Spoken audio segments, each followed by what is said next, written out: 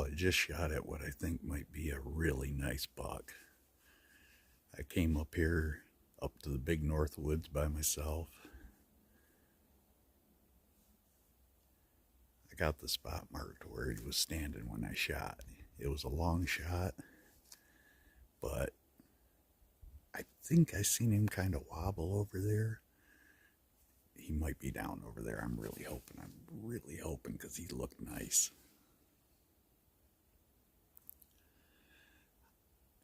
I'm going to wait a little bit longer and then I'm going to start walking over there and see if I got blood. God, I hope I got that deer. That is a nice buck. Came up here this morning because I wanted to get a day of hunting in the snow. And I hiked way back in here. Right where the big rolling oak ridges are. About halfway in here this morning, I was thinking to myself, Frank, what are you doing? It's such a long walk through the snow. But I got busted this morning. I had 6 does come in on my downwind side. They came down from the top of this hill behind me, back here.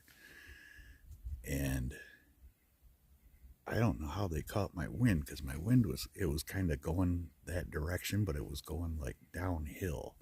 And they were far over to my left. And the lead doe, she snorted, and all 6 of them ran right down the hill. And then I guess it's been about probably an hour later, I looked down that way and I seen a deer walk between 2 trees. I looked down there and I could tell it was a buck. He was looking for does. He must have heard them snort and was coming over to see if he could pick up their track, but he was more in line with where my scent trail's going. And I think he started to pick me up. And I seen his head come out from behind 2 trees, and all I had was a neck shot. And I thought, no, that's a long poke for a neck shot. So I held off, and as soon as he stepped in there, I dropped the hammer. I'm getting ready to walk over there. I don't want to walk over there too quick and not have him be done, but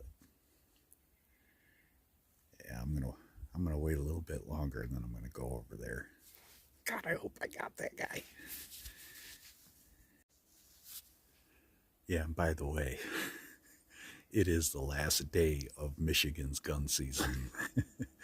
So if I get this dude, I definitely pulled a rabbit out of my arse.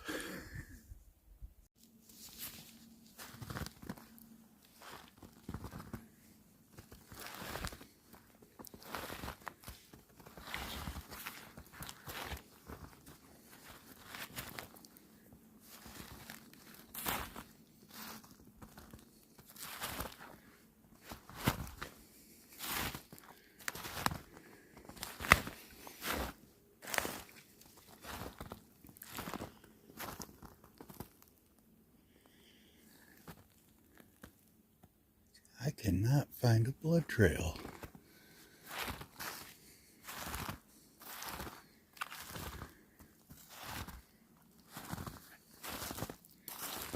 I know he had to have ran through here somewhere.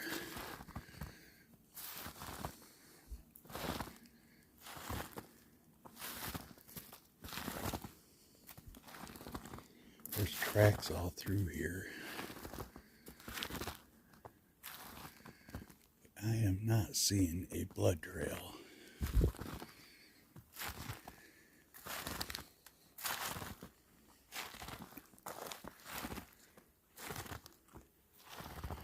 Here's fresh tracks.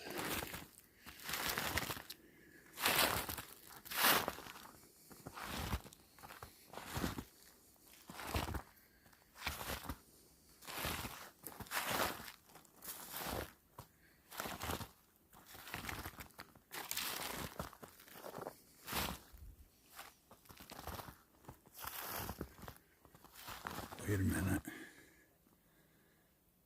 see him. He's down. He's down.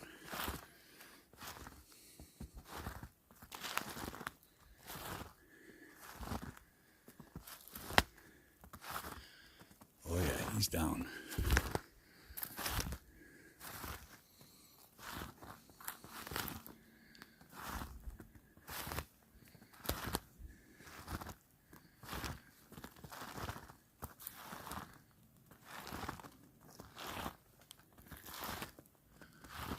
Holy smokes.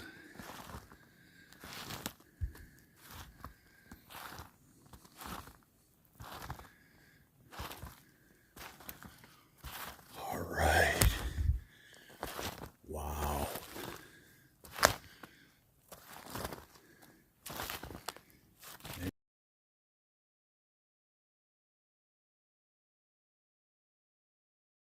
There he is, folks.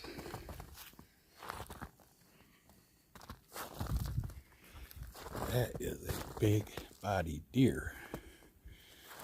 Oh, wow. I gotta put this gun down.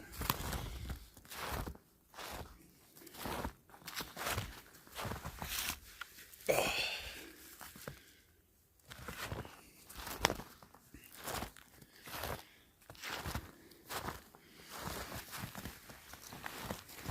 Oh, man. Yeah. Hello. What do we got here? We got a 1, 2, 3, 4 here. Oh, got a broken off one there. 8-pointer. Oh, no blood. Oh, I'm curious to see where I hit him. Oh, my God, that's a big deer.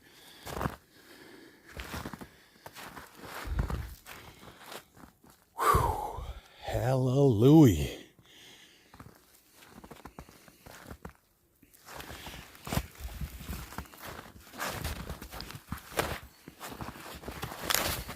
Oh, this thing is a beast. Roll over, dude. Oh.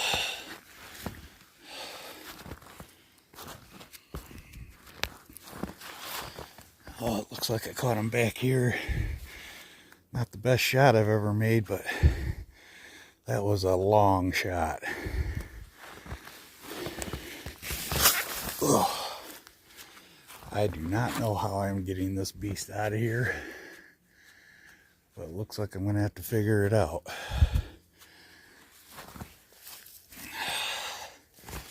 That thing is a brute.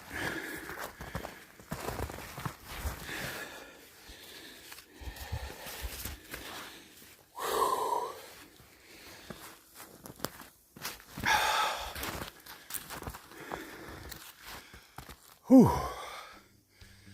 Man alive. I got my work cut out for me now. I must have caught him in the spine.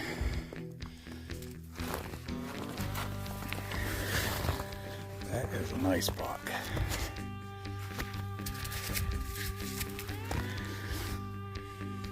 Yeah, buddy. Whew. Oh. Yeah. All right. Time to get to work. Well, there he is.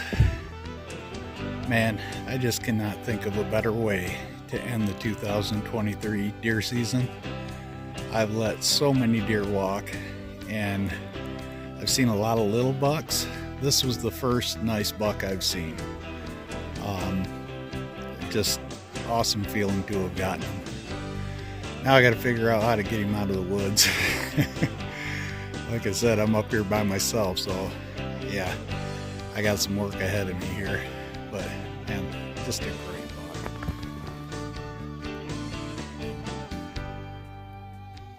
Big body. Couldn't be happier. All right, here we go. Got to get some work done. All right, Frankie, tell me what happened with, that guy this morning. So I ran up north, where we bow hunt. Yep. There was we barely have any snow left now, but up there was like 4 or 5 inches of snow on the ground. Yeah. And I had decided, where that saddle is on that first big oak ridge? Yep. I decided I was going to hunt that, right? That down log you got over there. Yeah, because that big tree fell over, and, I got that little spot there, and it looks down, where the land kind of comes up to the hill. Right. And I can see down in there through them broken woods pretty good. So I got a pretty good field of view up there. And I knew with the snow, if something walked through there, I'd be able to pick it out pretty quick. And I got to be honest, though, I did not want to go up there this morning. I did not want to get my ass out of bed and go walk out into that snow all by myself. Oh, this guy's going to pass.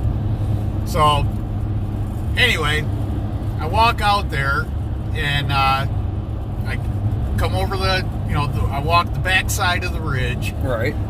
Come down where that saddle's at, and dropped over the other side where the tree is, and I sat down. And it was dark. I mean, it was really dark, but because of the snow, I could kind of see my immediate surroundings. Right. And there was a couple sets of deer tracks up there, so I thought, well, hey, I got a pretty good shot. Keep in mind now, I have not seen a deer all the way through gun season, and I'm sitting up there, and it just gets light enough to where it's shooting time. Okay. And the wind was blowing from my right to my left, but kind of down the hill. So it was kind of like on a 45 downhill off my left shoulder. And when it got light enough to shoot, I started looking around.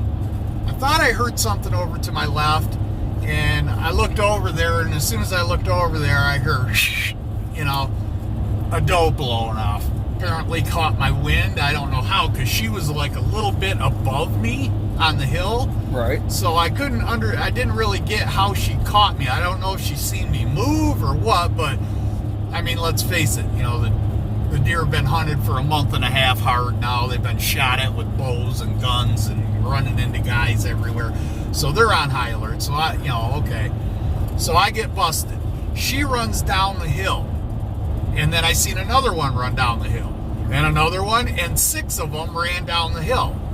And down at the bottom of the hill, it's really gnarly down there.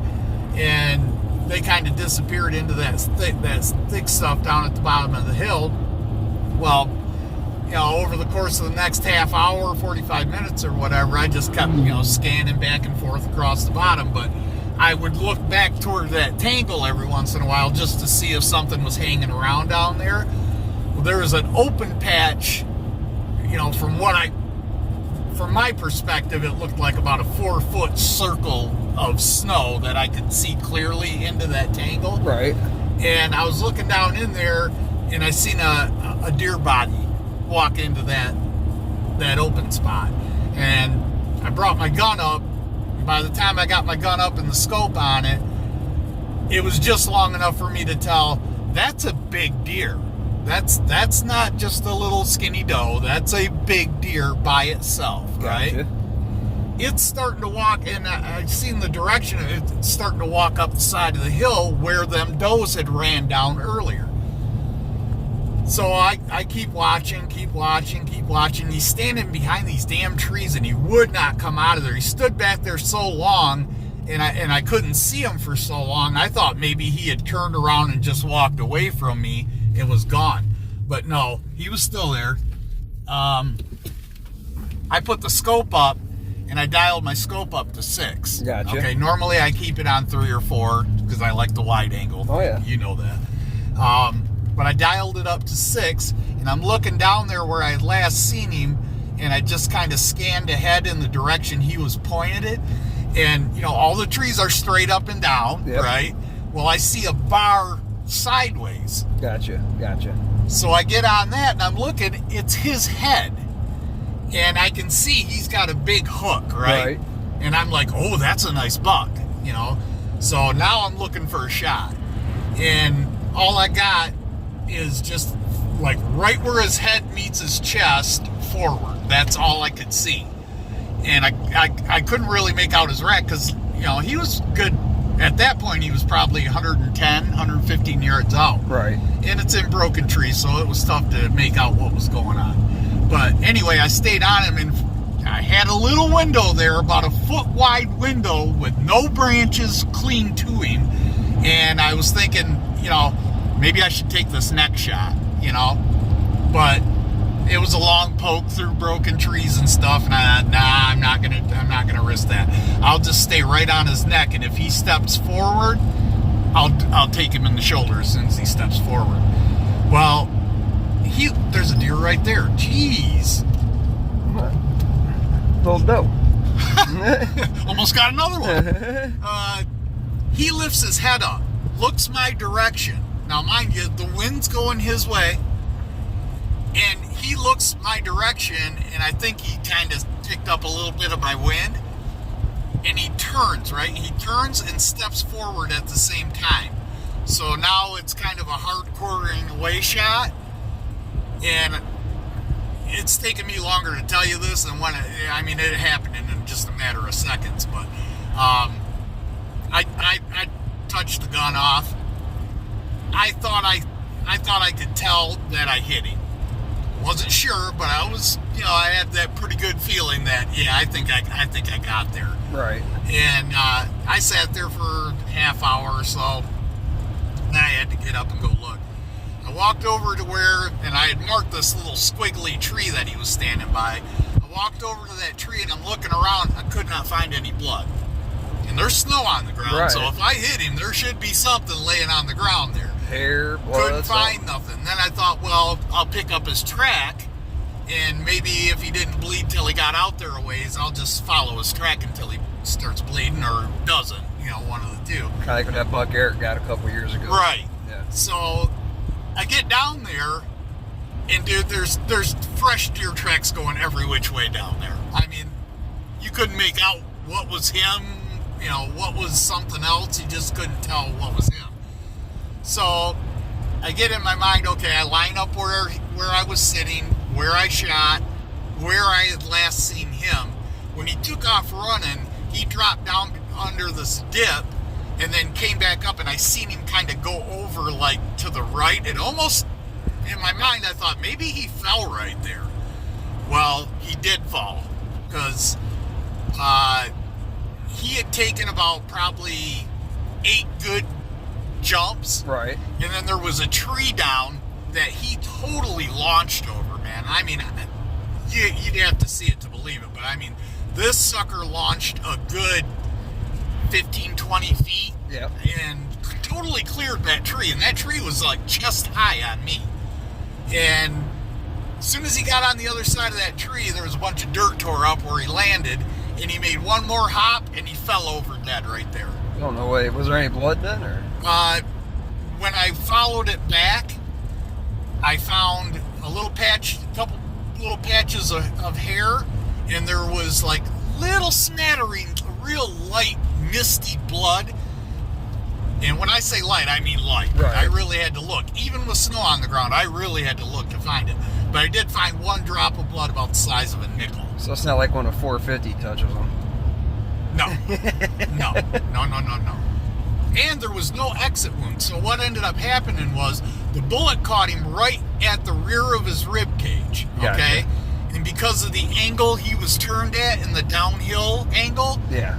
it ran right through both of his lungs, and the bullet lodged in his shoulder That off on the shoulder? far side. Because Gotcha. there was no exit wound. So that bullet did his job. He ate every bit of that kinetic energy, dude. No, well, I mean, as you saw at the beginning of this, he's in the back of the truck. Yeah. So, I mean, Yeah. so why don't you tell us a little bit about that fiasco since my God. since I'm at work and Kev was sleeping from being at work. That Yeah, left that you was, out you there know, by yourself. Totally elated that I got a nice buck. You know, I'm just happier than hell about that.